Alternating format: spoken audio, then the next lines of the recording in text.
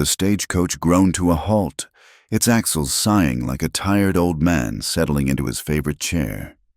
For a long moment, the only sound was the jingle of the harness and the heavy, winded breathing of the horses, their flanks steaming in the crisp mountain air. Dust, the fine, red-brown powder of the high country, settled over everything, a shroud spun from the miles they had devoured. Inside, Catherine Morrow did not move. She had felt the geography change through the worn leather of the seat, the ascent from rolling plains into the rugged teeth of the mountains. Now they were here, Ash Ridge.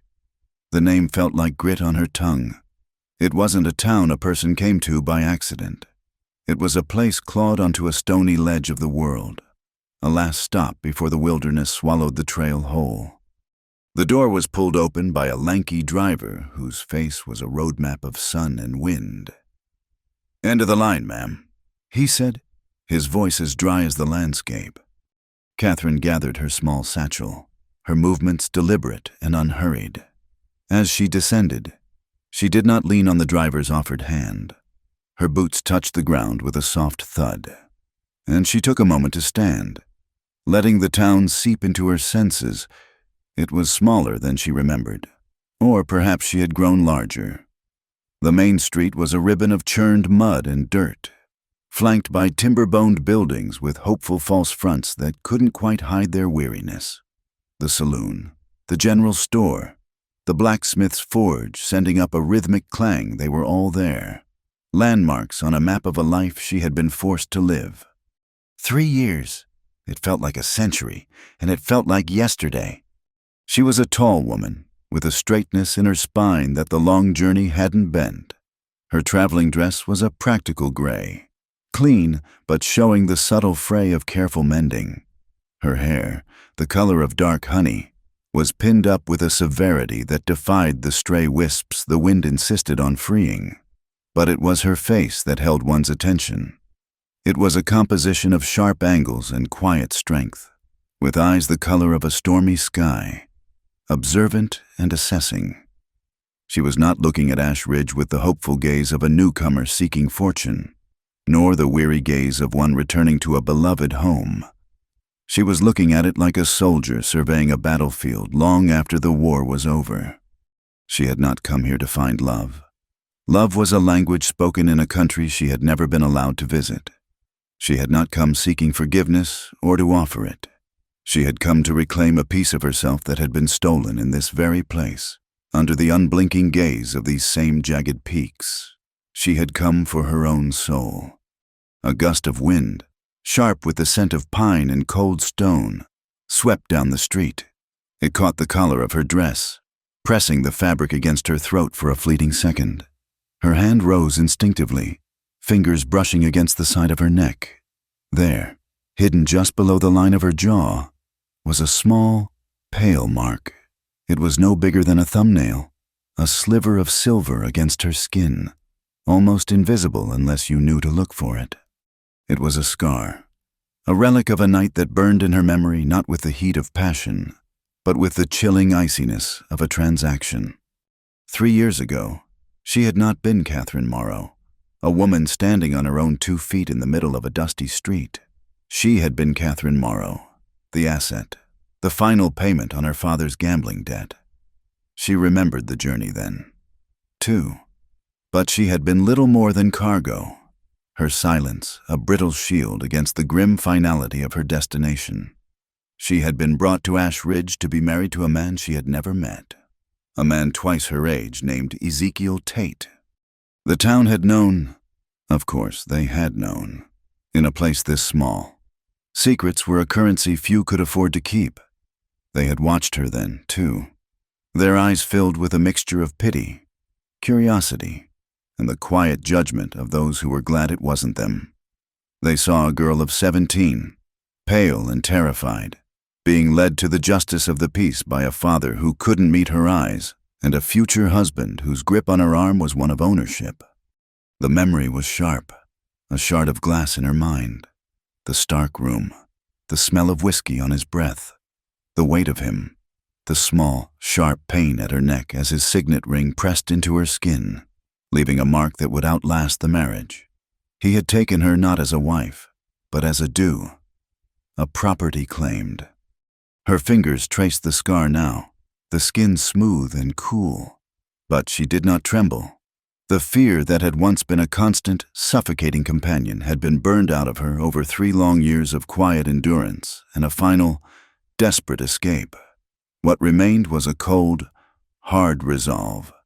She had run from him, from this town, a year ago, disappearing into the anonymity of a city far to the east.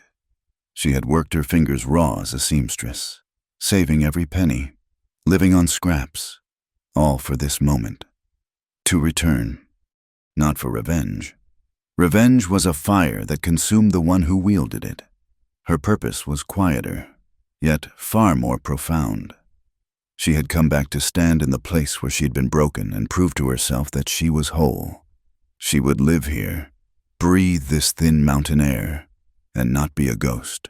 She would be a woman. A quiet voice inside her, a voice she had nurtured in the darkest hours, spoke with unshakable clarity. Asterisk. That first night was not his to take. He had possessed her body, but he had never touched the core of her, the part of Catherine Morrow that was still, and always would be, her own. He had left his mark on her skin, but she was here to prove it held no power over her spirit. She let her hand fall from her neck and picked up her satchel. Her eyes scanned the street again, this time with purpose. She needed a room, a place to lay her head that was hers and hers alone. She walked past the saloon, ignoring the curious faces that peered out from the swinging doors.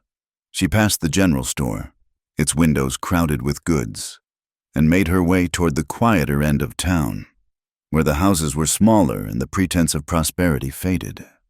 She found what she was looking for in a small, 2-story building that leaned against its neighbor for support. A weathered sign hung crookedly from the porch. Mrs. Gable's boarding house, rooms for let, no ruffians. It was here, in a place like this, that she could begin. Catherine Morrow walked up the steps, her back straight, her head held high. The town of Ash Ridge watched her, whispering the name of the man she had belonged to. But she was not Ezekiel Tate's wife. She was not her father's debt. She was Catherine Morrow, and she had come home not to a place, but to herself. The first night of the rest of her life was about to begin, and this one, she vowed, would belong entirely to her. Catherine secured a room not in the boarding house, but in the space above it, the forgotten attic of what had once been the town's tailor shop. The tailor himself had succumbed to lung fever 2 winters past, and his widow, Mrs. Gable, was a woman more interested in collecting her weekly rent than in her tenant's history. The arrangement suited Catherine perfectly. The room was small, tucked under the eaves, with a single slanted window that looked out over the rooftops and, beyond them, to the dark green sea of pines that climbed the western mountains. This small space became her entire world, her fortress, and her sanctuary. It smelled of old cedar, dried lavender, and the faint, crisp scent of the linen she worked on. Her days fell into a rhythm dictated by the sun. She would rise when the first pale light touched her window, work through the day with a singular focus, and lay down her needle and thread only when the shadows grew too long to see her stitches clearly. She mended shirts for miners, hemmed dresses for the merchants' wives, and embroidered delicate patterns onto handkerchiefs for the few young women in town preparing for marriage. Each stitch was a deliberate act of self-reliance. Every coin she earned, carefully placed in a small tin box, was a testament to her own 2 hands. This was a life built from thread and determination, a quiet, methodical rebellion against a past where her value had been decided by men in a back room, in the solitude of her attic. She was not Tate's runaway wife or Morrow's bartered daughter. She was simply a seamstress. The title was a balm to her soul. But she could not stay in the attic forever. Life required provisions.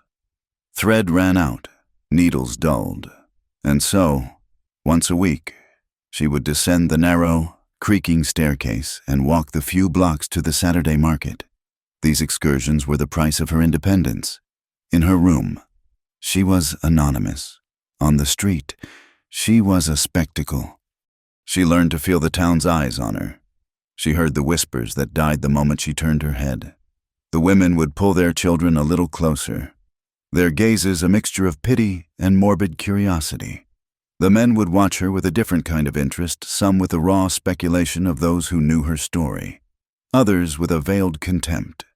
She was damaged goods, a woman who had broken a contract, wholly or otherwise.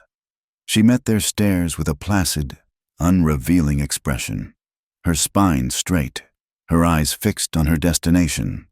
She gave them nothing, and this quiet refusal to perform the role of either victim or villain seemed to disarm them more than any angry words could. On one such Saturday, the air was warm for early autumn, and the market was a chaotic symphony of sound and smell. Farmers shouted the prices of their produce. Chickens squawked in their crates, and the scent of fresh bread mingled with the dust from the cattle pens. Catherine navigated the crowd with practiced efficiency, her shopping list committed to memory. She needed a bolt of good cotton flannel for a set of winter shirts and, if she could find it, a spool of silk thread the color of a robin's egg for a special commission. She found the fabric stall near the back of the market, run by a stern-faced woman named Mrs. Peterson, who was known for having the best quality goods. Catherine ran a hand over a bolt of deep blue flannel, her fingers assessing the weave, the weight. This was her craft, a world she understood. Here, she felt a measure of confidence, lost in the tactile pleasure of the fabric. The noise of the market faded into a low hum. It was then that she felt the peculiar sensation of a gaze that was not like the others. It wasn't prying or judgmental. It was still a quiet, steady observation. She looked up, her guard instantly in place, and her eyes met his. He was standing across the way, near the livery, talking to another man about a horse's shodding. He was tall, taller than most men in Ash Ridge, with shoulders that spoke of a life of physical work. He wasn't handsome in the way a town banker might be. His face was weathered, browned by the sun, with lines etched around his eyes. He wore work-worn trousers and a plain cotton shirt, clean but not new. There was nothing remarkable about him, except for the profound stillness he seemed to carry within the market's chaos. And his eyes, they were a clear, steady gray, the color of river stones, and they were looking directly at her.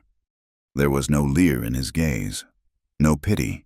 It was a simple, direct look of acknowledgement, as if he were seeing a person, not a story. The moment stretched, a pocket of silence in the noisy market. Catherine felt a strange, unfamiliar flutter in her chest. It was not fear. It was recognition, unsettled by the novelty of it. She broke the gaze first, her eyes dropping back to the blue flannel. Her hand fumbled at her sleeve, and a small, neatly folded handkerchief, her one small personal luxury, slipped from her cuff and fell silently into the dust by her feet. She didn't notice. Her transaction with Mrs. Peterson was brief. She paid for the flannel, her mind still snagged on that quiet, gray-eyed stare. As she turned to leave, a shadow fell over her. She looked up to see him standing there. He was even taller up close. "Ma'am," he said. His voice was low and calm, with a rough edge to it, like worn leather. "I believe this is yours." He held out her handkerchief. It was perfectly clean. He must have brushed the dust from it with a careful hand. She looked from the handkerchief to his face. He was waiting patiently, his expression unreadable. She had prepared herself for so many kinds of conversations in this town: accusations, invasive questions, offers of feigned sympathy. She had no script for simple courtesy. "Oh," she said, her voice softer than she intended. "Thank you. I didn't realize." She reached out and took it. For a fraction of a second, the tips of her fingers brushed against his. His skin was calloused and warm, It was a fleeting, unremarkable touch, yet it felt strangely significant. "You're welcome." He nodded. She expected him to move on, to return to his business. Most men would have. They might have tried to prolong the conversation, to find an excuse to learn her name or her situation. But he just stood there for a moment, the comfortable silence returning. His gaze drifted past her, toward the jagged line of the mountains to the west. Then he looked back at her, and his next words were so unexpected they seemed to knock the air from her lungs. "If you're looking for a quiet place to start over," he said, his voice still low, meant only for her. "Ash Ridge has a few forests that know how to keep a secret." He didn't smile, but the lines around his eyes softened slightly. He had seen it all in her, the carefully constructed walls, the desperate need for peace, the story she was trying so hard to outrun. But he hadn't asked. He hadn't pried. He had simply offered her the one thing she craved, the validation of her silence. He had named her struggle without demanding she confess it. Catherine could only stare at him, speechless. For the first time since she had returned to Ash Ridge, she felt seen, truly seen, and not judged. He seemed to understand that his words had landed with weight, with a final, brief nod that was a gesture of respect. He tipped the brim of his worn hat. "Good day, ma'am." And then he was gone, turning and walking away with a long, easy stride that ate up the ground, disappearing into the throng of the market as if he had never been there at all. She stood frozen for a long moment, the bolt of flannel heavy in her arms, the small white handkerchief clutched in her hand. The man's name was Jack Calder, she would later learn. He ran a horse ranch a few miles west of town, a place as quiet and remote as the man himself. That evening, back in the safety of her attic room, Catherine lit her small lamp. The sounds of the town below were muted, distant. She put the new flannel on her work table but did not begin cutting. Instead, she looked out her window, past the rooftops, to where the mountains turned to purple silhouettes against the fading sky. She thought of his words, a quiet promise of sanctuary in a world that had offered her none. Asterisk. The forests know how to keep a secret. For the first time, she felt that perhaps he did, too. Jack Calder's brief, unexpected courtesy was like a single cup of cool water on a long, hot march. It was refreshing, life-giving even. But the desert of public opinion remained vast and unforgiving. In the weeks that followed their meeting at the market, Catherine felt the town's silent judgment coalesce into something more tangible, a low, persistent hum of gossip that followed her like her own shadow.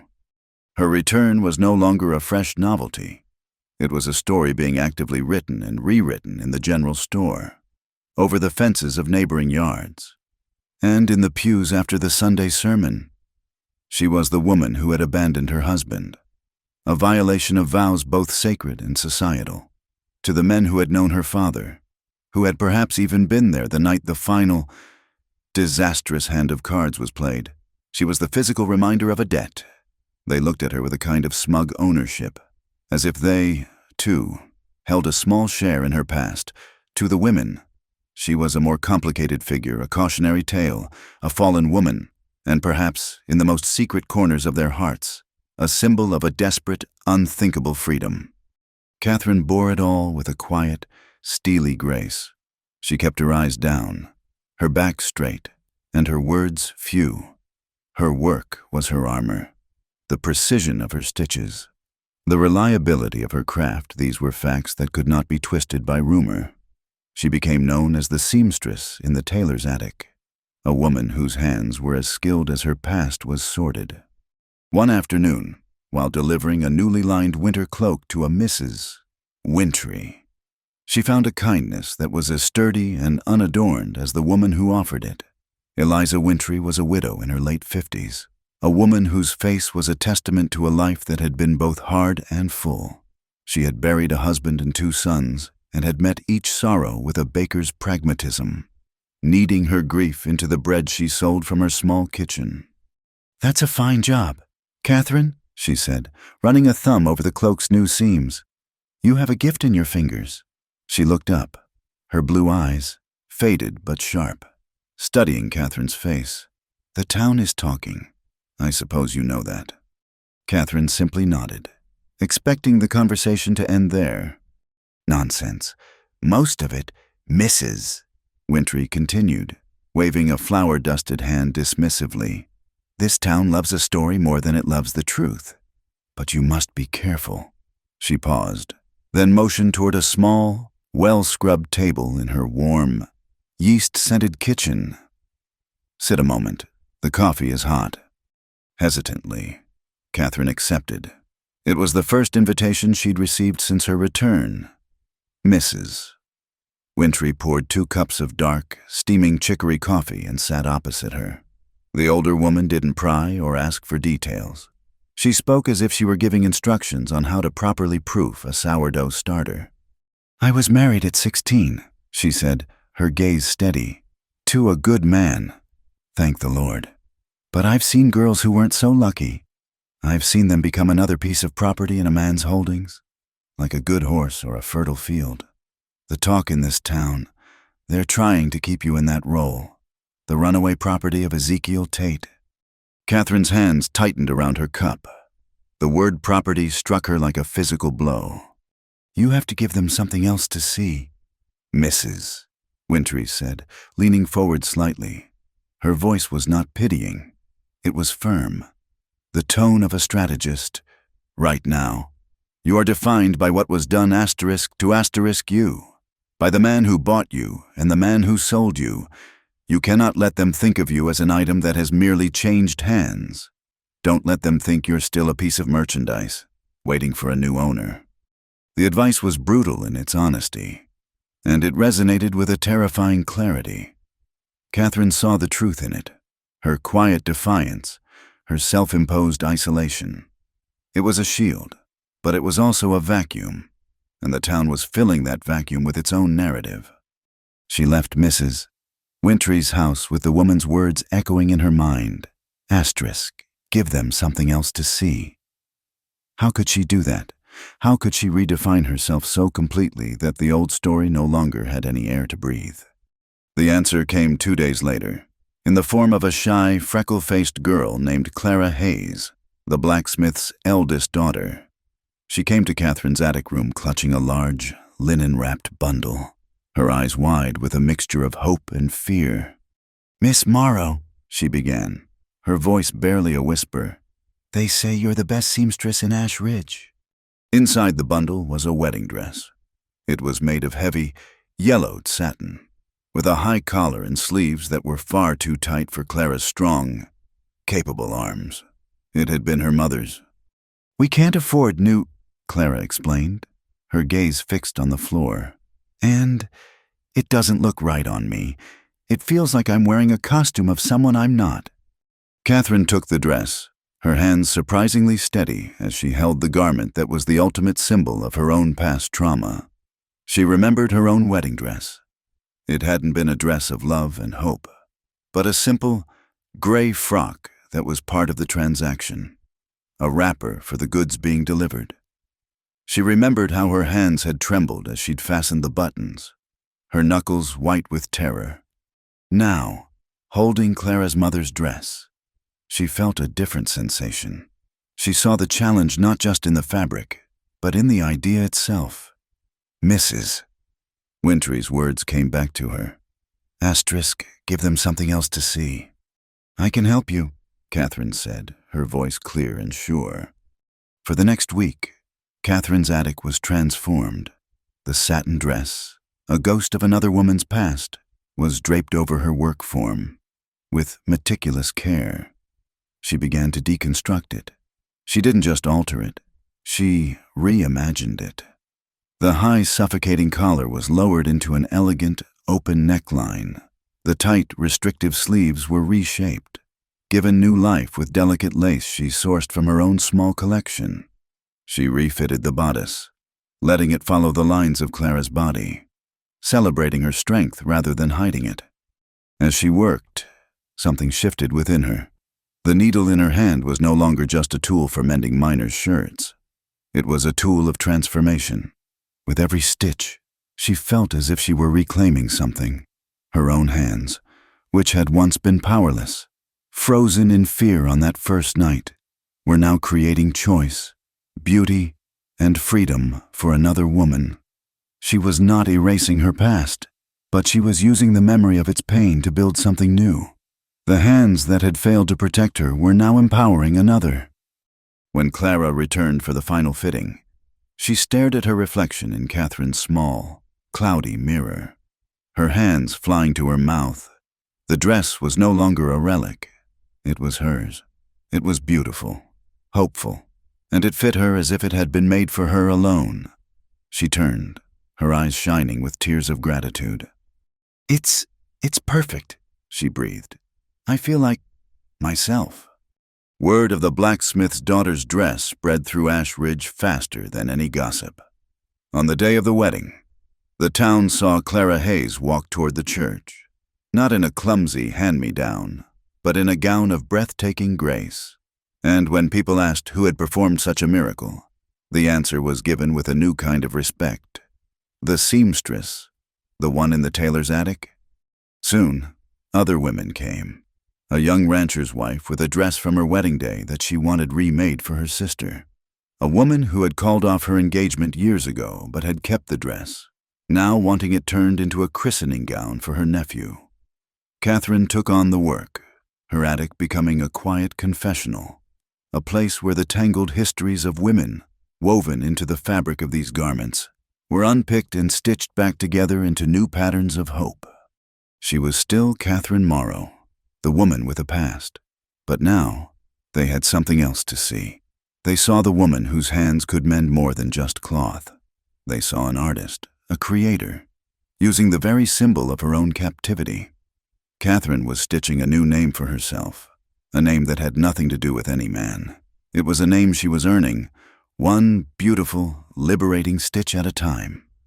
The late afternoon sun slanted through Catherine's attic window, illuminating the dust motes dancing in the air and casting long shadows from her spools of thread.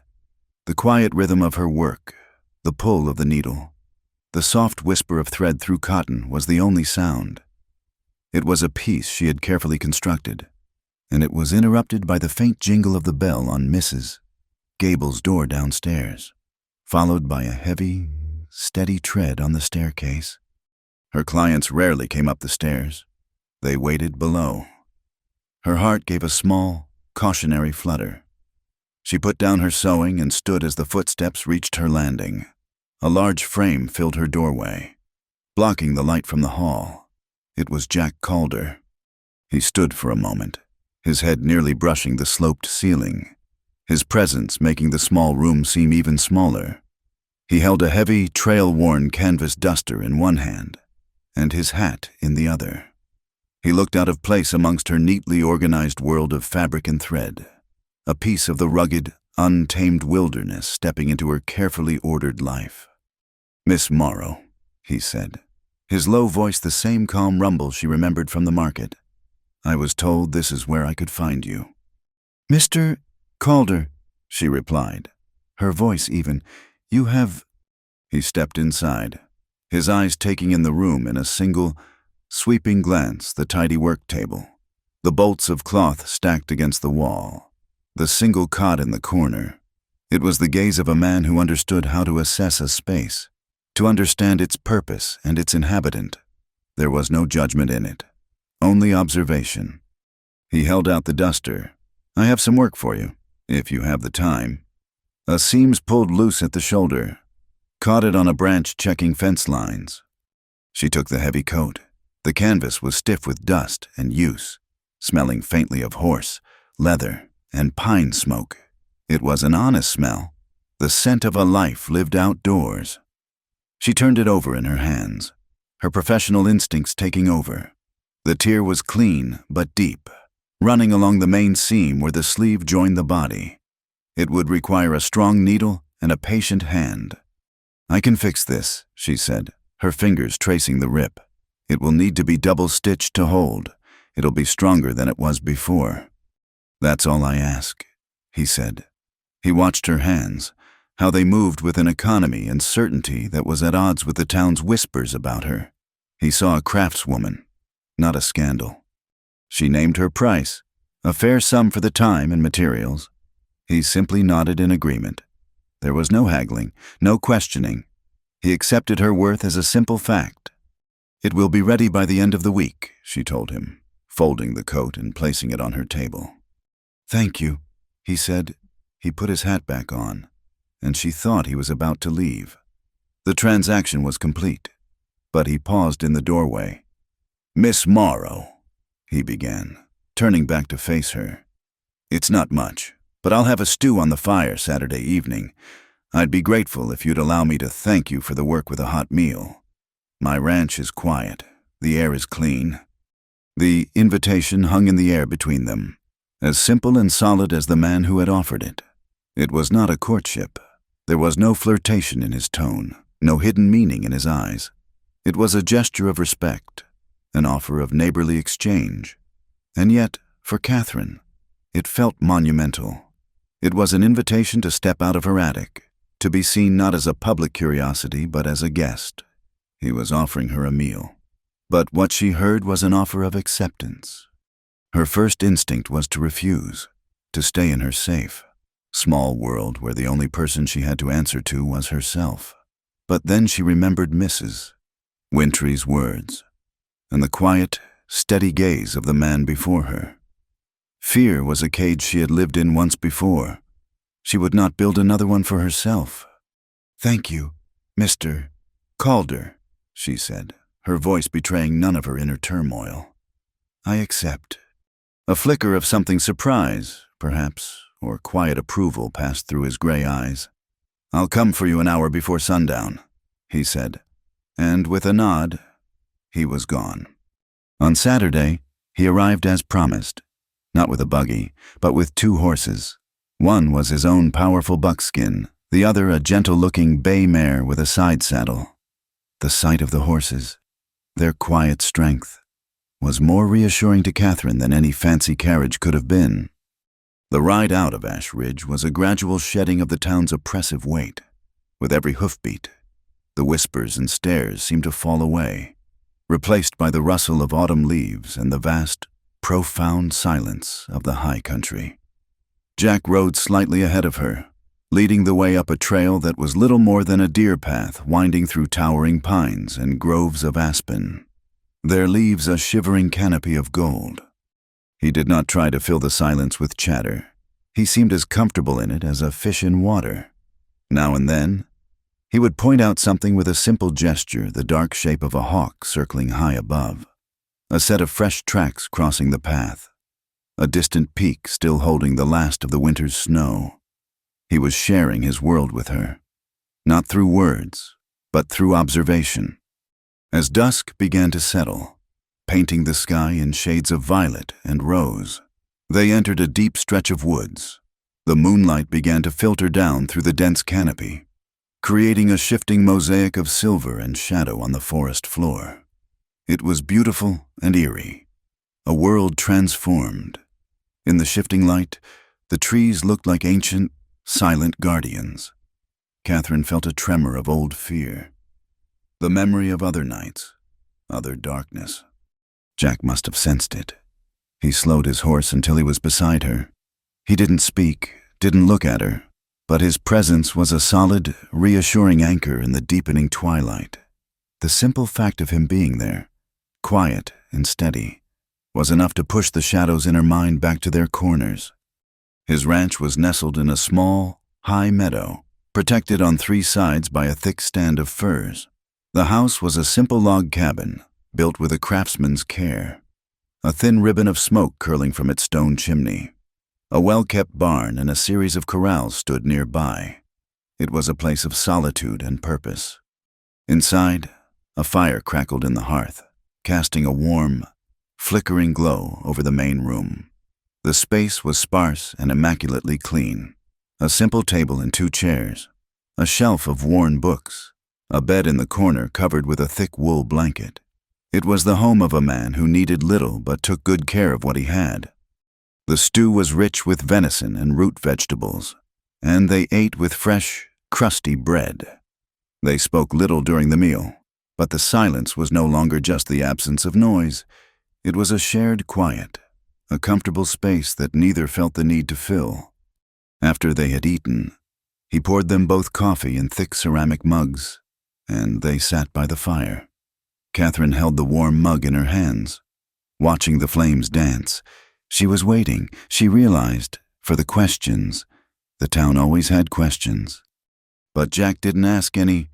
Instead, he stared into the fire for a long moment, then gestured with his head toward the window that looked out onto the corrals. "See that gray mare by the water trough?" he asked. Catherine looked. She could just make out the pale shape of a horse standing alone, its head low. "Her name is Ghost," he said. "I bought her from a freight hauler down in the flatlands a few years back. He'd worked her half to death. She was skin and bones, and her hide was cross-hatched with scars from the whip.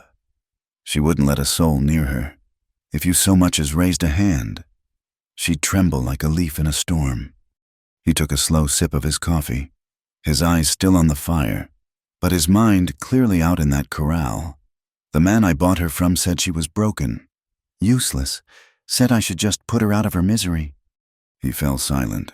The fire popped, sending a shower of sparks up the chimney. "I didn't," he continued, his voice softer. "I just turned her out into that big pasture up the hill. Left her be, made sure there was always fresh water and hay, but I never pushed her, never tried to corner her or put a rope on her. Just let her have the space to remember what it felt like to not be afraid." He looked over at Catherine then, his gray eyes clear and direct in the firelight. "It took a year, a full year, before she'd let me get close enough to touch her. Now, well, she's still shy. She'll never be a horse for a stranger. The memory of what happened to her is in her bones. But she's calm. She knows this place is safe. She knows no one here will ever raise a hand to her again." He looked away, back to the fire, as if the story was finished. He had not mentioned her past. He had not mentioned Ezekiel Tate or the whispers in the town. He had simply told her about a horse. But Catherine heard every unspoken word. He was telling her that he saw her scars, the ones on the inside that no one else could see.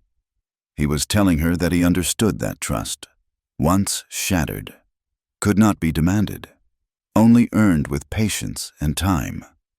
He was offering her a pasture of her own, a place where she could simply be, without being pushed or prodded. She watched his profile in the firelight, the strong line of his jaw, the quiet compassion in his eyes. He had given her a gift, a story that allowed her to feel understood without having to endure the humiliation of explaining herself. A profound sense of gratitude, sharp and overwhelming, rose in her chest, and with it came a surge of courage. She set her mug down on the hearth, her movements slow and deliberate. She turned to face him fully, her gaze unwavering. He met her eyes, waiting. "Mr.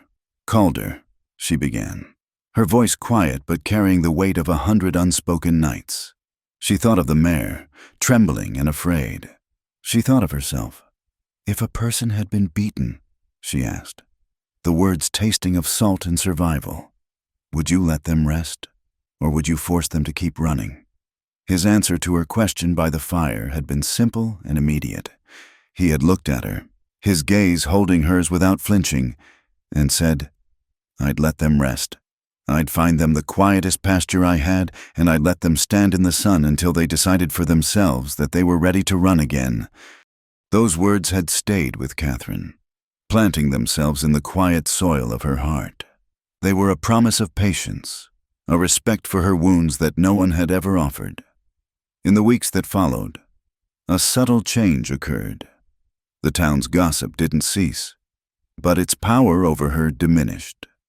She carried the memory of that evening at his ranch like a shield. She had been seen, and she had been understood. She finished his duster on a Friday.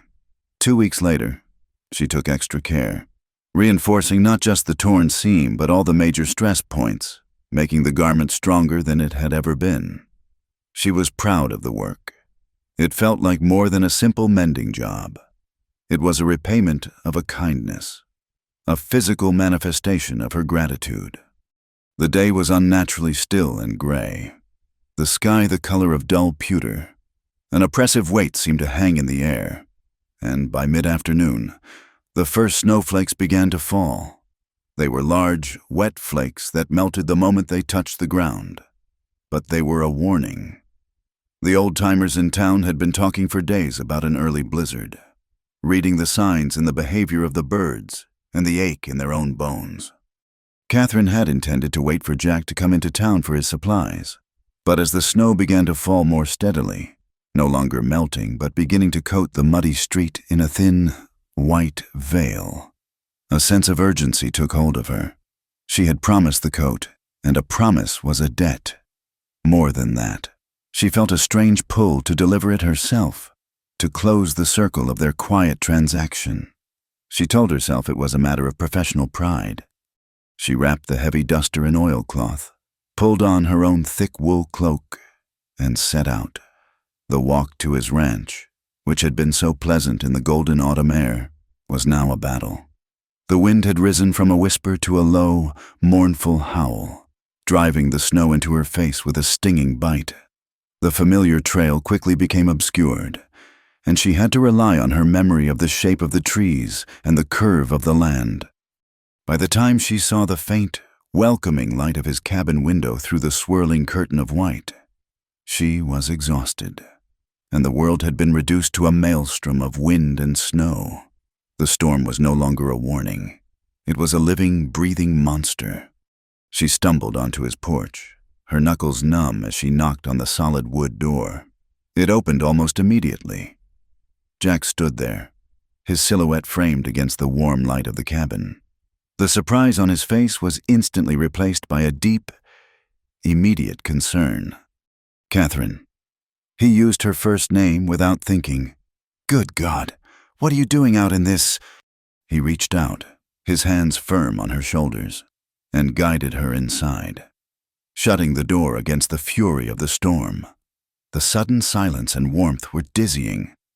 Your coat, she managed to say, her teeth chattering as she fumbled with the oilcloth parcel. I finished it. The coat could have waited a month, he said, his voice rough with worry. He took the parcel from her and set it aside, his attention solely on her. He unwrapped the scarf from her face, his movements gentle, and brushed the snow from her cloak. You're half frozen. He led her to the fire, which was blazing in the hearth, and helped her out of her wet cloak. He settled her into the single armchair, then disappeared for a moment, returning with a thick wool blanket which he draped around her shoulders. He knelt before the fire, adding another log, sending a shower of bright orange sparks up the chimney. Catherine huddled under the blanket, the warmth slowly, painfully seeping back into her frozen limbs. She watched him, his movements economical and certain.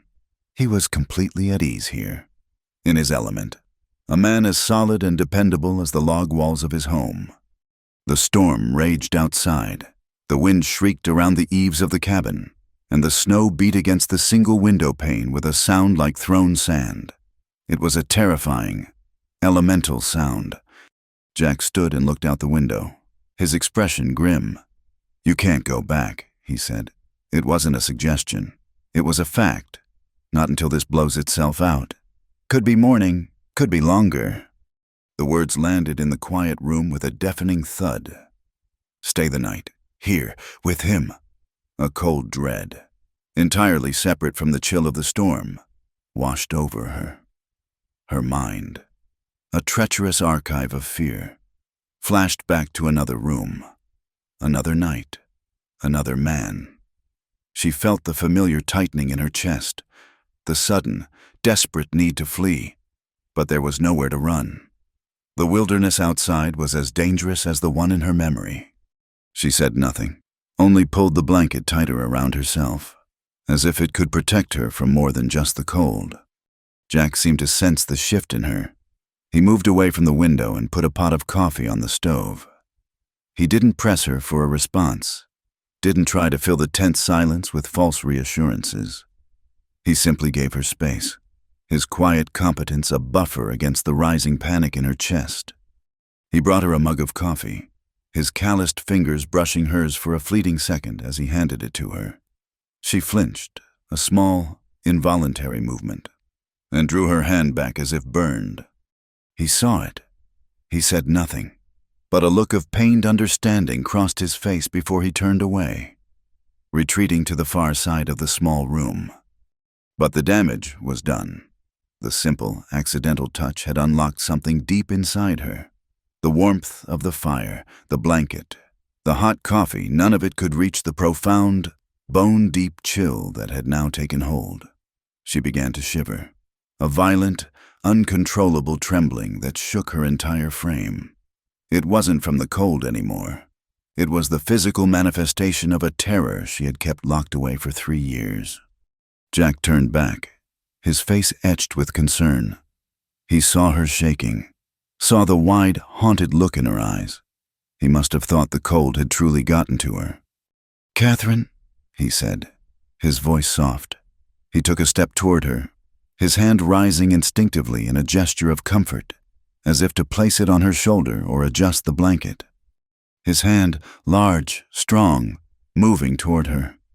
The world narrowed to that hand. In her mind's eye, it was no longer Jack's hand. It was Ezekiel's. It was the hand that had held her down, the hand that had treated her like an object, a claim. The cabin, the fire, the storm, it all faded away, and she was back in that cold room, powerless and terrified. She recoiled, pressing herself back into the chair, a small, wounded sound escaping her lips. Jack stopped instantly, his hand freezing in midair. He saw the stark terror on her face, and he finally understood. This wasn't about the cold. The silence in the room was absolute, a void where the only sound was the howling of the wind and the frantic beating of Catherine's own heart. Her voice, when it came, was a raw, broken whisper, barely audible over the storm. "I'm scared," she breathed, the admission costing her everything. His expression softened, filled with a sorrow so deep it seemed to absorb all the anger and fear in the room. He didn't move, didn't speak. He just waited. She looked at his frozen hand, then up at his face, and the words tumbled out, a confession and a plea, a desperate drawing of a line in the snow of her past. "That first night," she whispered, her gaze locked with his, her voice trembling but clear. "It didn't belong to you." She hadn't said asterisk him asterisk. She had said asterisk you asterisk. She had laid the ghost of that night directly at his feet, in the here and now, a test of his soul. For a long moment, he did not move.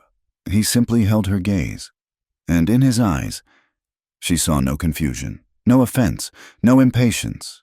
She saw only a vast, quiet comprehension. He understood completely.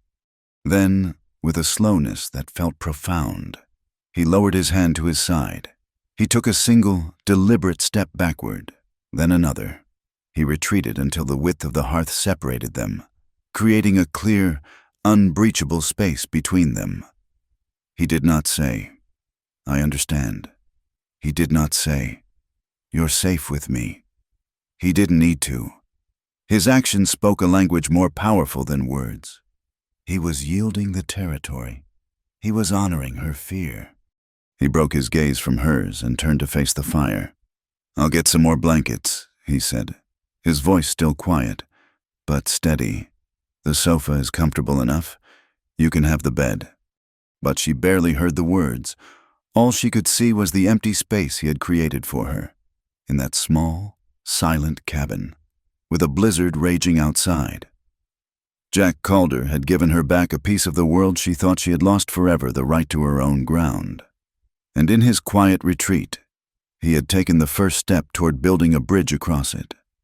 Sleep did not come easily, but when it finally did, it was a heavy, dreamless exhaustion.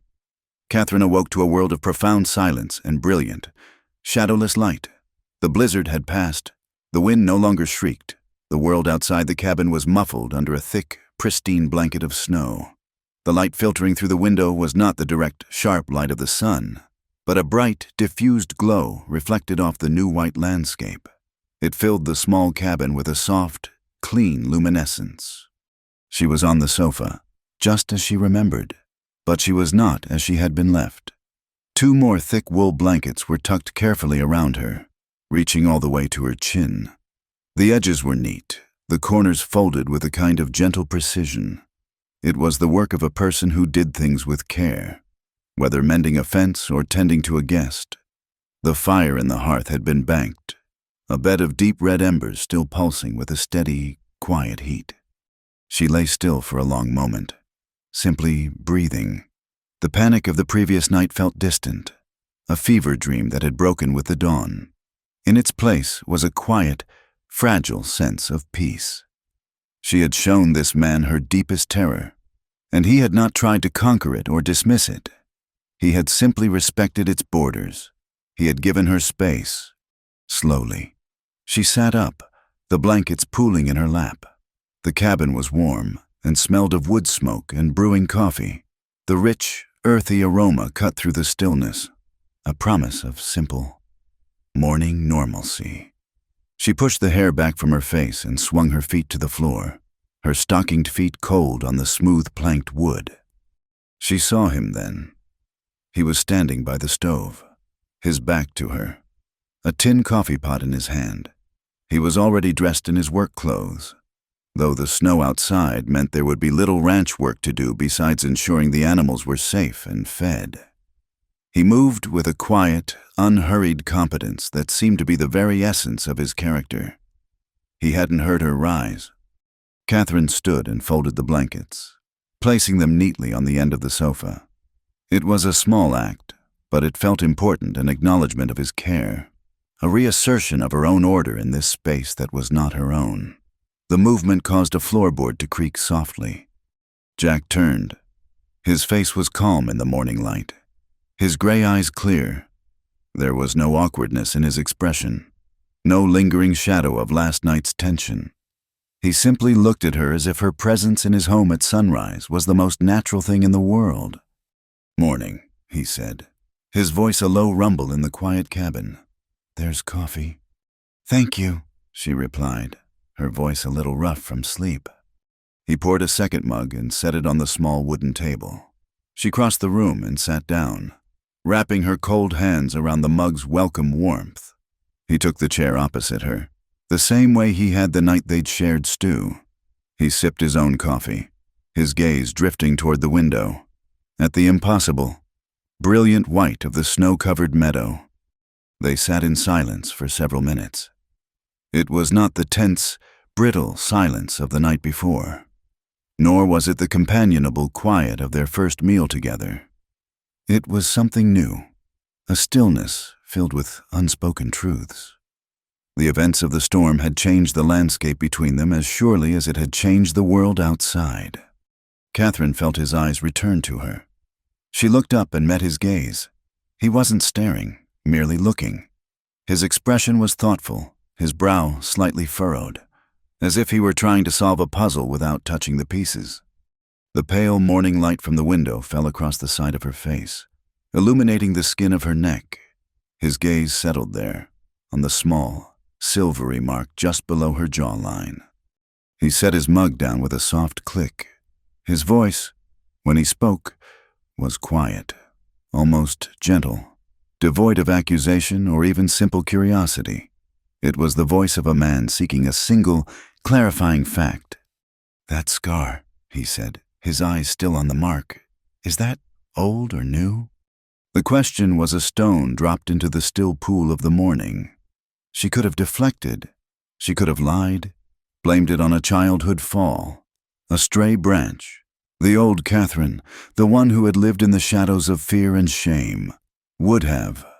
Every instinct for self-preservation screamed at her to build her walls back up, to hide that broken piece of her history. But as she looked at the man sitting across from her, the man who had told her about a broken horse, the man who had retreated when she'd flinched, she found that she did not want to hide anymore. He had earned more than her gratitude. He had earned her truth. She did not look away. She did not touch the scar. She let him see it, and she let him see her. "It's old," she said, her voice low but steady. 3 years old. She took a breath, the air in the cabin feeling suddenly thick. She was about to give voice to the ugliest corner of her life, to speak the unspeakable. It wasn't a marriage, Mr. Calder. Not in the way God or honest people intend. It was a transaction. My father had a debt. I was the final payment. She said the words flatly, without emotion, as if reciting a page from a history book. To infuse them with feeling would be to give them a power she refused to grant. They were facts, ugly and hard, but facts nonetheless. The first night, he was not a gentleman. He wore a ring on his little finger, a heavy gold thing with his family's crest on it. When he held my head, the ring pressed into my skin. It broke the skin. "This," she said, finally allowing her fingers to brush lightly against the scar, "is what it left behind, a receipt for a purchase." She fell silent. She had said it all, the whole sordid, humiliating story reduced to a few stark sentences. She kept her eyes on his, waiting for the flicker of disgust, of pity, of judgment. She was braced for it. Jack did not move. He did not speak. He did not even seem to breathe. He simply listened, his gray eyes holding hers, his face a mask of profound, absolute stillness. He took in her words, her pain, her shame, and absorbed it all into his own vast silence. He did not interrupt. He did not offer a single word of comfort or condemnation. He gave her the rare and profound gift of an unwitnessed confession. When she was finished, and the silence had stretched out for a full minute, he finally moved. He pushed his chair back, stood, and walked to the stove to refill his coffee mug. He stood with his back to her for a moment, looking out the window at the snow. Then he turned back to face her. He leaned against the counter, his arms crossed over his chest, his expression no longer neutral, but filled with a conviction as solid and unshakable as the mountains outside. "You don't belong to him," he said, his voice low and firm, each word a carefully laid stone. "And you don't belong to your father. You aren't anyone's property, Catherine." He paused, letting the words sink in, letting them declare a truth she had only dared to whisper to herself. Then he took a step toward the table, his eyes holding hers, and offered her something more than truth. He offered her a place. "But if you want," he said, his voice softening just enough to hold a world of meaning, "you can belong to yourself. Here." The fragile peace Catherine had found in Jack Calder's quiet acceptance was like the thin sheet of ice that forms over a deep lake in early winter. It was real. It was beautiful. But it was not yet strong enough to bear the full weight of the past. And the past, it turned out, was riding back to Ash Ridge on a tall black horse, wearing a silver star. His name was spoken first in hushed tones at the far end of the saloon, then more boldly in the general store. Ezekiel Tate was back. He had not returned as the bitter, disgraced man who had watched his property flee in the night. He had returned as Deputy Sheriff Tate, appointed by a magistrate in the county seat who owed his position to Tate's influential family. He wore his new authority like a well-oiled holster, a smug confidence in his stride that he had never possessed before. He was a man who had always believed the world owed him something, and now he had a badge to help him collect. Catherine heard the news from a grim-faced Mrs. Wintry, who brought it to her attic room along with a loaf of still warm bread. "He's asking questions." "Catherine," the older woman said, her voice low, "not about you directly, just settling in, making his presence known. But his eyes are always looking toward this end of town." A cold, familiar dread coiled in Catherine's stomach. She had known this day might come. In her darkest moments, she had imagined it. But the reality of it, the knowledge that he was breathing the same air, walking the same streets, was a suffocating weight. Tate did not come to her. That was not his way. A direct confrontation was too simple, too clean. He preferred to poison the well first. He began to spend his evenings in the saloon, buying rounds of whiskey for any man who would listen. He was charming, in a predatory way, and he spun his tale with practiced ease. He spoke of a wife his wife, a flighty, ungrateful woman whom he had provided for, whom he had given his good name to, only to have her betray his trust. And then came the hook, delivered with a sad shake of the head and a world-weary sigh. She took up with a horse wrangler from the West Hills, he'd say, loud enough for the entire room to hear, a quiet man. You know the type, still waters run deep, and all that. Lured her away with promises. I suppose. The story was a masterpiece of insinuation. It painted Catherine not as a victim who had escaped, but as a treacherous adulteress. It painted Jack not as a decent man offering sanctuary, but as a conniving thief who had stolen another man's property. The term horse wrangler was delivered with a particular sneer, meant to diminish Jack, to frame him as a common laborer who had overstepped his station.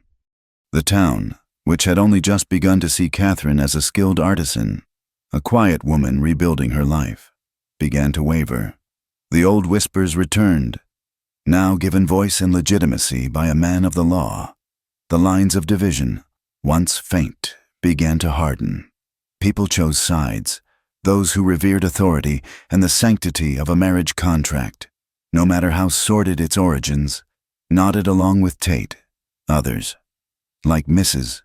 Wintry and the Hayes family, who had seen Catherine's strength and Jack's quiet decency firsthand, remained steadfastly, silently, on their side.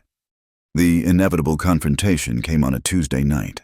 The town council held a monthly meeting in the small, drafty building that served as both a courthouse and a church.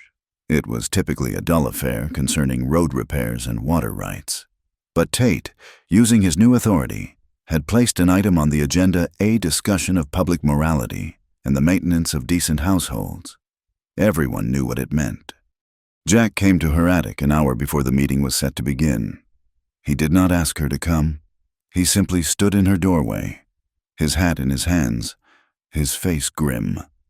Tate is going to make his play tonight. He said, in front of everyone, I'm going to be there. He looked at her, his gray eyes steady. You don't have to. No one would blame you for staying away. She looked around her small, safe room. For months, it had been her fortress. She could stay here now, hide from the whispers, from his accusing eyes. She could let Jack face him alone. But the woman who had sat in his cabin and spoken her truth was not the same woman who had first arrived in Ash Ridge. Jack's words from that morning echoed in her mind, you can belong to yourself. Here. Belonging to herself meant she could no longer allow another person to tell her story for her. I'm coming with you, she said, her voice clear. They walked to the meeting hall together, in silence. They did not touch, but they walked so closely that their shoulders almost brushed. A small, united front against the tide of staring eyes that followed them down the main street. The hall was packed. Every seat was taken, and people stood 3 deep along the back wall. The air was thick with anticipation and the smell of wet wool and nervous sweat. When Catherine and Jack entered, a wave of murmurs rippled through the crowd. They found 2 seats near the front, deliberately choosing not to hide in the back. Ezekiel Tate sat at the main table with the town elders, his deputy's star gleaming in the lantern light. When he saw Catherine, a slow, triumphant smirk spread across his face. He had gotten what he wanted, a public stage. After a tedious discussion about a broken culvert, the mayor, a nervous man named Abernathy, cleared his throat and announced Tate's agenda item. Tate stood, his hand resting casually on the pistol at his hip. Friends, neighbors, he began, his voice smooth and reasonable. I came back to this town to serve and protect, and part of that duty is upholding the values that make a community strong. The bedrock of any good town is the family. It's the sanctity of the home. And when that bedrock is threatened, it's my duty to speak.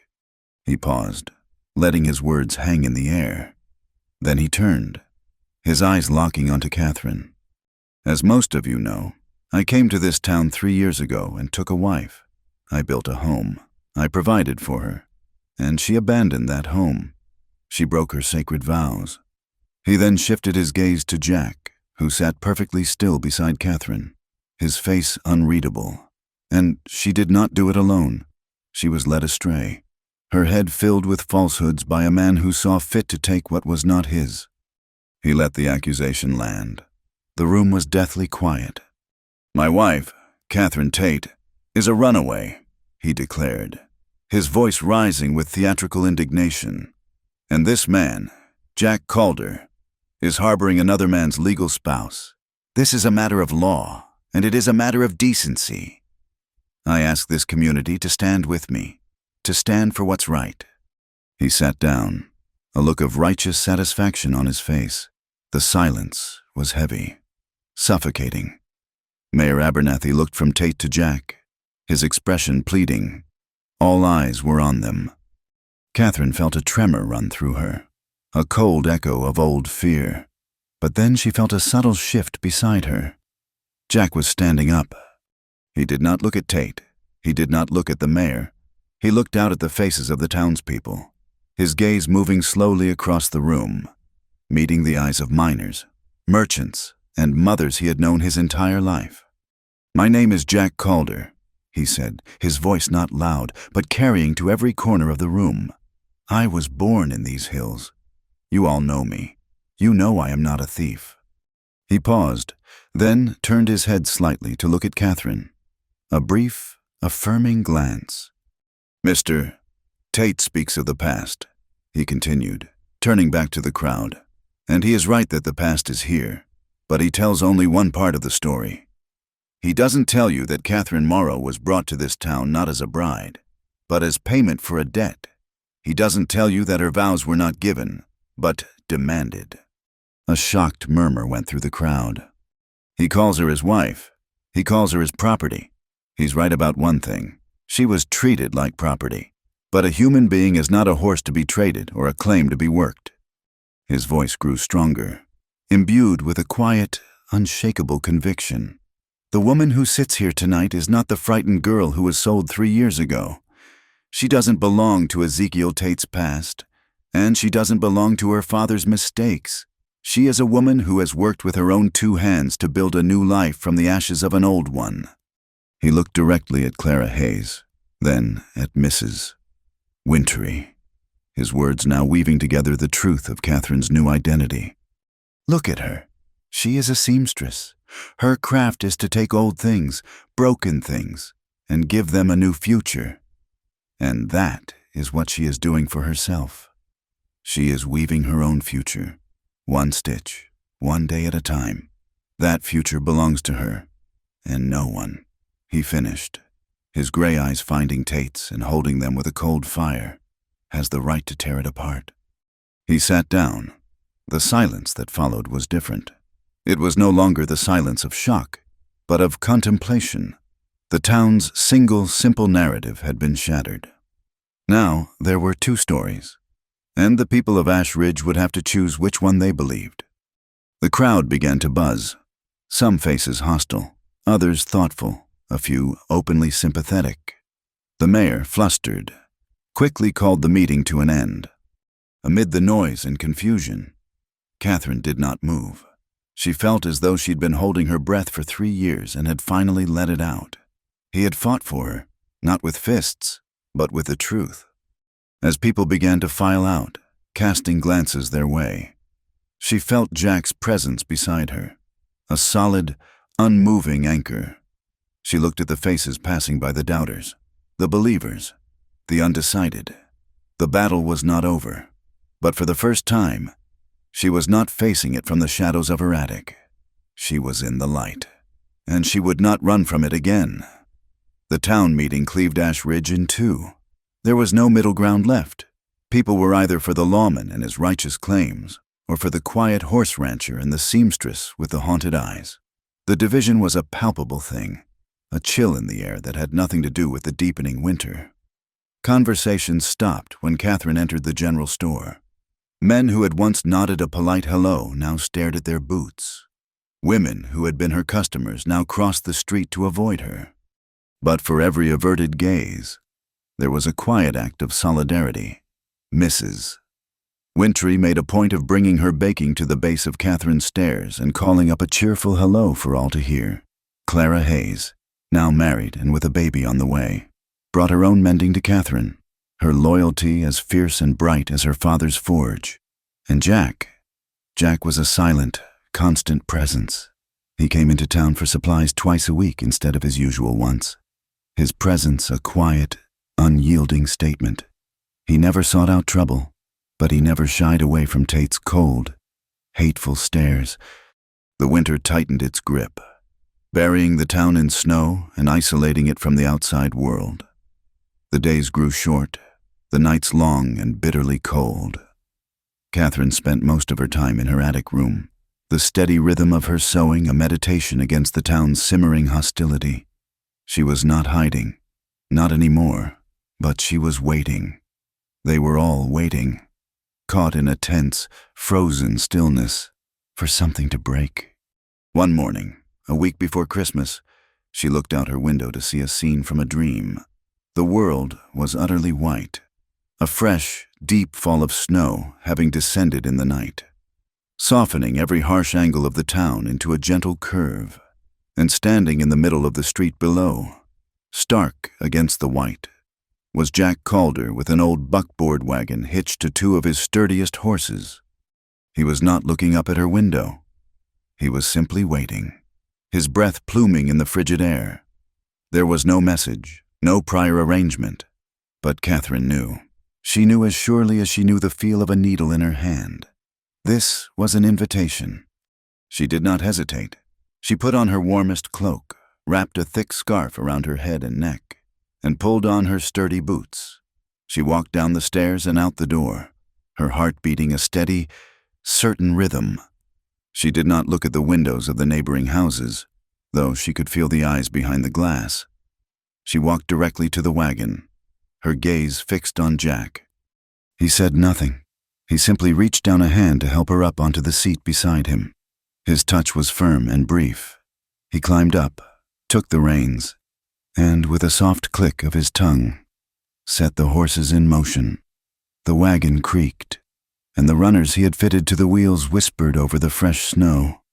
They slid through the silent town and out toward the western trail, leaving the whispers and the judgment behind them. The journey was a long, slow ascent into a world of white and gray and the deep green of the pines. They did not speak a word. There was no need for language. The silence between them was not empty. It was filled with everything that had passed between them: the shared meal, the story of the mare, the blizzard, the town meeting. To speak of trivialities would have been a profanation of the deep, quiet understanding they had built. The air grew thinner, colder. The snow on the trees was heavy, bowing the branches of the great firs into graceful, reverent arches. They were the only two people in this vast, silent cathedral. Catherine watched the landscape unfold, feeling the last of the town's oppressive tension finally dissolve, carried away by the clean, sharp wind. She felt a sense of peace so profound it was almost painful. Beside her, Jack was a figure of immense calm, his hands sure on the reins, his gaze fixed on the trail ahead. He belonged here, in this wild, uncompromising land, and for the first time, she felt that perhaps she could, too. After several hours, he turned the horses off the main trail and onto a barely visible path that led up to a high, wind-swept plateau. The trees thinned out, and they emerged into a wide, open meadow, a vast, unbroken expanse of snow that glittered under the pale winter sun. And in the center of it, nestled against a stand of ancient, gnarled pines, stood a small cabin, a line shack. It was old, its logs weathered to a silvery gray, but the roof was new, and a thin, steady plume of smoke rose from its stone chimney. Jack pulled the horses to a halt. The only sound was the jingle of the harness and the soft sigh of the wind across the plateau. He got down and came around to her side of the wagon, holding up his hands to help her down. She placed her hands on his shoulders, and he lifted her down into the deep snow as if she weighed nothing at all. For a moment, they stood there, face to face, the cold air electric between them. Then he gestured with his head toward the cabin. "I've been fixing it up," he said. It was the first thing either of them had said since leaving town. He led her through the deep snow to the door. Inside, a fire was already burning brightly in a small, stone fireplace, casting a warm, dancing light across the single room. The place was starkly, beautifully simple. The log walls were bare. A small, rough-hewn table stood in the center with 2 chairs. Against the far wall was a narrow cot, neatly made up with thick wool blankets. There was no grand bed, no welcoming flowers, no artifice at all. There was only shelter, warmth, and the profound, tangible peace of a place far removed from the world. Catherine stood in the center of the room, slowly turning, taking it all in. He had done this. He had prepared this place. He had built the fire, knowing she was coming, trusting in their unspoken connection. She turned to look at him as he closed the door behind them, shutting out the wind and the cold. He took off his hat and heavy coat, hanging them on a peg by the door. He did not move toward her. He stood by the door, giving her the full space of the small cabin, his hands hanging loose at his sides. The firelight played over the weathered lines of his face, making his gray eyes seem dark and deep. He did not speak. He simply looked at her, and in his gaze, she read the question. It was not a question of lust or of conquest. It was not a demand or an expectation. It was an offer, as quiet and profound as the snowy landscape outside. His eyes, steady and filled with a respect that was the most beautiful thing she had ever seen, asked it all. He had brought her to a place of absolute safety, a place of his own making, a place where no ghosts could reach her. He had built a fire to warm her, and now he was offering her the one thing that had been stolen from her, the one thing she had come back to Ash Ridge to reclaim. His gaze said, asterisk, if you want it, this will be the first night, the one that truly belongs to you. The question hung in the firelit silence of the cabin, unspoken but as clear as a ringing bell. Jack Calder stood by the door, a bastion of quiet patience, his body a study in stillness, his eyes holding an offer of such profound and gentle gravity that it made Catherine's breath catch in her throat. He was not asking for her body. He was offering her back her own soul. For a long, suspended moment, Catherine did not move. She felt the pull of 2 powerful currents. One was the cold, deep undertow of the past, a force of habit and memory that screamed at her to retreat, to flee, to lock herself away in the attic of her own fear. It was the instinct of the wounded animal, the reflexive terror of the hand that has only ever brought pain. That voice whispered that this was a trap, that all men were the same, that safety was an illusion and this quiet cabin was just a prettier cage. But the other current was new, a warm and steady tide flowing from the man standing before her. It was a current built of 1,000 small kindnesses. It was in the memory of a returned handkerchief and a few respectful words in a crowded market. It was in the story of a broken mare given a safe pasture. It was in the careful way he had stepped back in his own home when he saw her fear, creating a chasm of respect between them. It was in the truth he had spoken on her behalf in a hall full of judging eyes. It was in this very cabin, a sanctuary he had built not for seduction, but for solace. This current, the current of Jack Calder's unwavering decency, was stronger.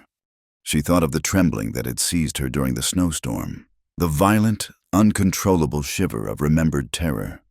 She had been a leaf in a storm then, helpless. Now, in the warm, still air of this cabin, she felt a profound calm settle over her. The choice he was offering was not about a single night. It was about every night that would follow. It was the choice to stop being a victim of her history and to become the author of her future. Slowly, deliberately, she took a single step, The soft scuff of her boot on the wooden floor was the only sound. Then another step, the space between them, which he had so respectfully created, was now a distance she had to choose to cross. It was the longest journey she had ever made, a pilgrimage of 3 years condensed into 3 short paces. She stopped directly in front of him, so close she could feel the warmth radiating from his body. She looked up into his face, into the steady gray eyes that had never looked at her with anything but honesty. She saw no hunger there, no impatience. She saw only a quiet, waiting acceptance. He would not move. He would not sway her. The next move had to be hers, and hers alone. She raised her hand. She watched it as if it belonged to someone else, seeing the fine, pale skin, the fingers that knew the craft of needle and thread, the hands that had learned to build a life for themselves. She saw them tremble slightly, a last, faint echo of the old fear. But then the shaking stopped. A deep, settled certainty flowed through her, and her hand was steady. For the first time, she laid her palm flat against his chest, over the steady, solid beat of his heart. Then she moved her other hand up, her fingers coming to rest on the strong column of his neck, her thumb brushing against his jaw. She looked into his eyes and gave a single, slow nod, a confirmation, an answer. He did not move, did not react, his stillness a testament to his restraint. He was letting her lead, letting her set the pace of this new, fragile world they were creating together. She leaned in, her lips close to the rough fabric of his shirt collar, near the warm skin of his neck. Her own voice, when it came, was a whisper, but it was the strongest sound she had ever made. It was not a plea, it was a declaration. "This time," she breathed, the words a sacred vow, "I choose." Only then did he move. His arms came around her, slowly, as if he were handling the most delicate, priceless thing in the world. It was not an embrace of passion, but of homecoming. He did not pull her tight. He simply gathered her in, holding her with a strength that was entirely protective. He rested his chin on the top of her head, and she could feel the slow, steady rhythm of his breathing. She leaned her full weight against him, and for the first time in her life, she felt completely, utterly safe. She did not tremble. They stood like that for a long time as the fire crackled and the winter wind whispered around the eaves of the cabin. There were no hurried kisses, no fumbling with clothes. There was only the profound, healing silence of 2 solitary souls finding a sanctuary in one another. He led her to the fire, and they sat on the braided rug before the hearth, his arm still around her, her head resting on his shoulder. He did not speak of the future or demand explanations of the past. He listened, not to her words, but to her silence.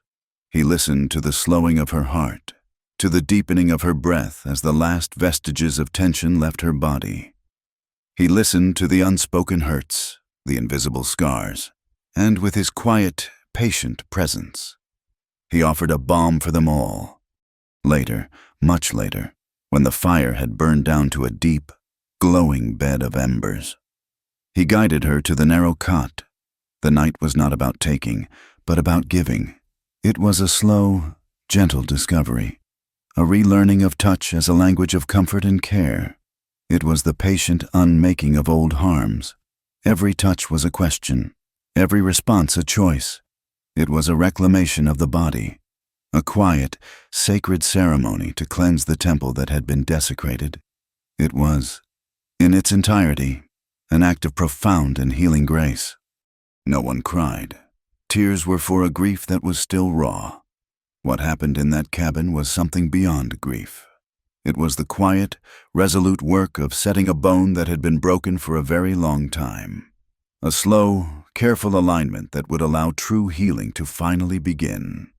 Catherine woke to the pale, ethereal light of a snow-bright dawn. She was cocooned in warmth, her body nestled against the solid length of Jack's. He was still asleep, his breathing a deep, even cadence in the quiet room. For a moment, she didn't move, simply savoring the unprecedented feeling of waking up in a state of absolute peace. Quietly, so as not to wake him, she slipped from the cot. The fire was little more than gray ash. The room was cold. She pulled on her clothes and Jack's heavy duster, which he had left hanging on a peg, wrapping it around herself.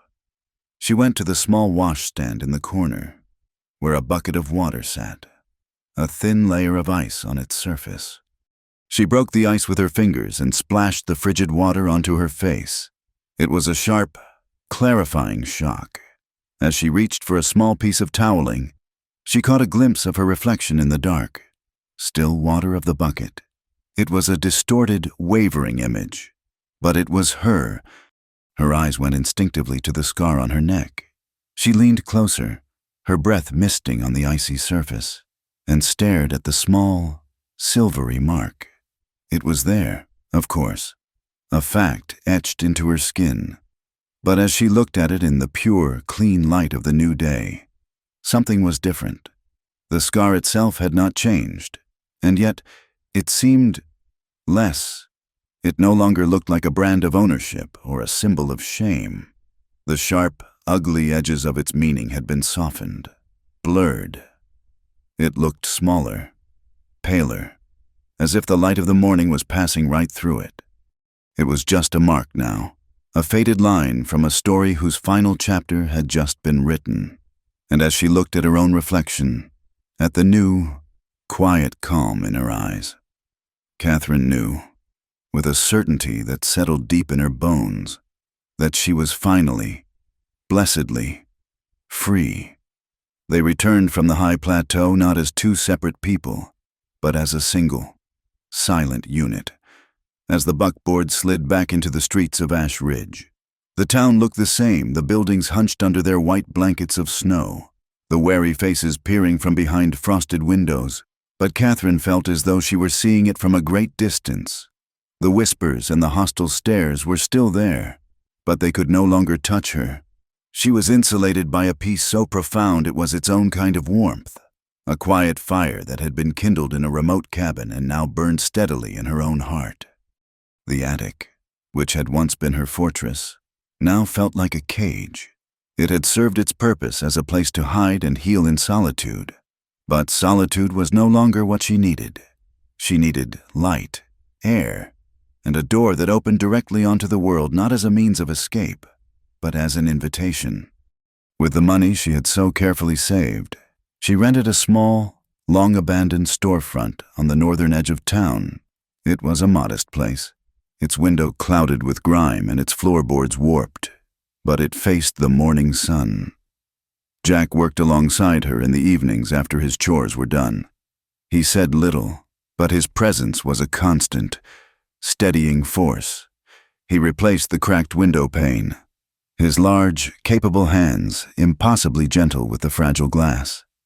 He planed the old floorboards until they were smooth and level, the scent of fresh-shaved pine filling the small space.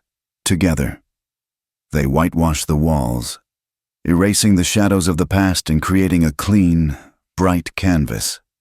When the work was done, Jack painted a simple sign to hang above the door. He asked her what it should say. She thought for a long time, then gave him the only name that felt true. He painted the letters in a clear, unadorned script, each one a statement of fact * stitch by choice *. The shop was not merely a place of business. It was a declaration.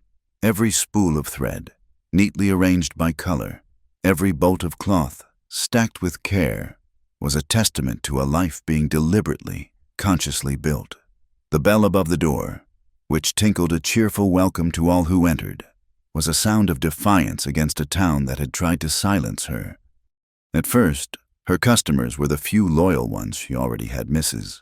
Wintry for her aprons, Clara Hayes for baby clothes. But then, a new kind of clientele began to arrive. It started with the children. A few of the town's mothers, seeing an opportunity, asked if Catherine would teach their daughters the basics of needlework. She agreed.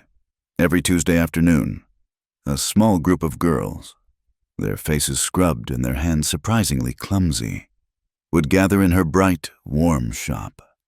Catherine discovered a deep, surprising well of patience within herself. She taught them how to thread a needle, how to make a simple, strong stitch. She showed them how to mend a tear, not just as a chore, but as an act of preservation and care. She was teaching them more than sewing. She was teaching them self-reliance.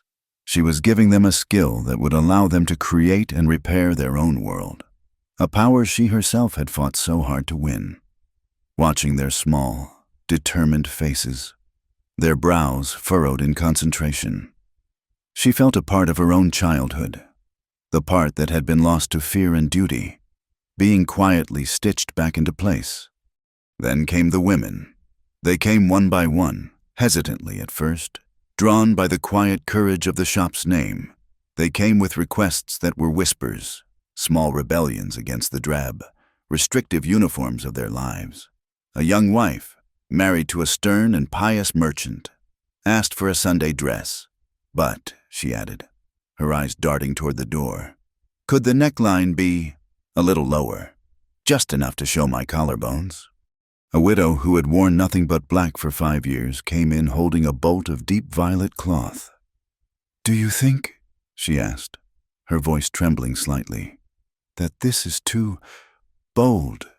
A rancher's daughter, tired of the cumbersome skirts that hindered her work, came with a drawing of a split riding skirt, a practical garment that was considered scandalously masculine. "Can you make this?" she asked, her chin held high. To each of them, Catherine gave the same answer, her voice calm and reassuring. "You can have whatever you choose." She was no longer just a seamstress. She was a quiet revolutionary, a facilitator of suppressed desires. In her small shop, women were given permission to imagine themselves differently. With her needle and thread, Catherine helped them stitch those imaginings into reality. She was not just altering dresses. She was altering lives, one chosen seam at a time. As Catherine's world expanded, Ezekiel Tate's began to shrink. His power had always been transactional, built on intimidation and the perceived ownership of others. He had tried to own the town's narrative, and he had failed. He had tried to own Catherine's fear, and she had taken it back from him. A man like Tate cannot thrive in a world of quiet courage and mutual respect. He needs fear to breathe, and Ash Ridge was slowly, painstakingly, learning to exhale. His authority as deputy began to feel like a costume, a role he was playing to an increasingly empty theater. The men in the saloon no longer listened to his bitter stories with the same rapt attention. The town council began to vote against his petty, punitive proposals. He was a ghost at a feast, a relic of a power structure that was being dismantled by the simple, radical act of a woman choosing to own herself. One Tuesday morning, he was gone. There was no confrontation, no dramatic exit. He simply packed his saddlebags, turned in his badge to a relieved Mayor Abernathy, and rode out of town, heading east. He left as he had lived, taking what he felt he was owed and leaving nothing of value behind. His departure was not a victory to be celebrated. It was merely the quiet, inevitable closing of a painful chapter. The town did not become a paradise overnight. There were still hard winters and harder hearts. But something had fundamentally shifted. The air felt cleaner, the future less constrained. Life settled into a new rhythm, as peaceful and steady as the seasons. Catherine's shop thrived. Jack's ranch prospered. The line shack on the high plateau became their sanctuary, a place they would go when the world felt too loud. But their home was the small house Jack built on a rise of land overlooking his horse pastures, with a front porch that faced the sunrise and a window in the back that looked toward the mountains. One morning, Catherine stood by that window in the early, pre-dawn light. The sky was a pale, luminous gray, the stars just beginning to fade. A light frost covered the fields, making the world sparkle. She was holding a piece of charcoal, sketching a design for a new dress on a piece of brown paper, a dress of impossible, joyful color. She felt his presence before she heard him. He came up behind her, his warmth a familiar comfort. He didn't speak, just stood there with her, watching the day be born. Then she felt his hand, large and gentle, come to rest on the small of her back. It was a simple touch, a quiet anchor in the stillness of the morning. It held no demand, no hint of ownership. It was a touch of pure, unqualified presence, a touch that said, "I am here." He leaned down, his lips close to her ear, his voice a low, warm murmur against the morning chill. "I take nothing from you, Catherine," he said. He paused, and she felt his hand press just a little more firmly, a gesture of profound promise. "But what you give I will keep safe." She closed her eyes, leaning back into him, the sketch forgotten in her hand. The sun broke over the distant peaks, flooding the room with golden light, and in its warmth, she knew this was not an ending. It was the first day of the rest of her life, a life stitched, finally, by choice. Thank you for listening to our story. We'd love to know where you're tuning in from, so please leave a comment below to share your city or country and your thoughts on Catherine and Jack's journey. If you enjoyed this tale, please subscribe to our channel. Wild West Stories 1850, give this video a like, and consider hitting the hype button to help us share it with more listeners like you.